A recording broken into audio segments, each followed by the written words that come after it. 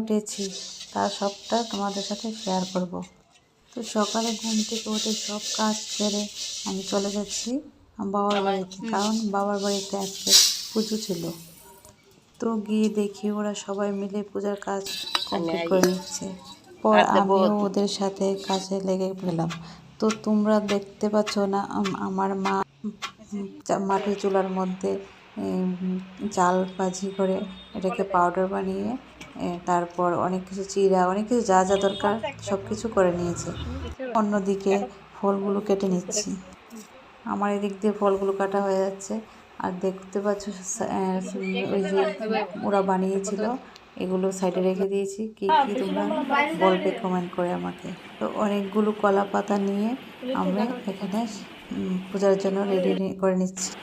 এই কলা পাতার মধ্যে ফল, ছাতু, চালের গুঁড়া, চিড়া, খই সব দিয়ে এটাকে সাজিয়ে নেব।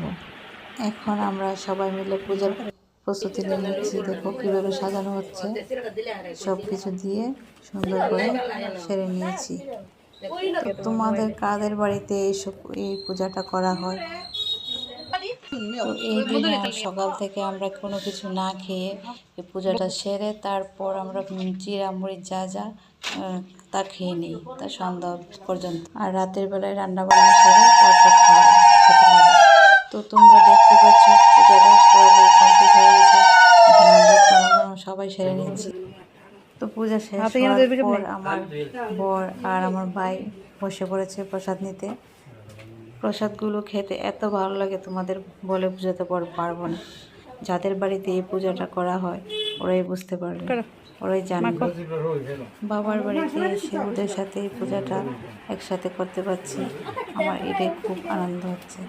আর তো কি বলবো, তোমরা দেখতেই পাচ্ছ কত আনন্দ করছি আমরা সবাই। তো ওদের খাওয়া দেওয়া হয়ে যাওয়ার পর আমরাও বসে পড়েছি প্রসাদ নেওয়ার জন্য। এদিকটা আমি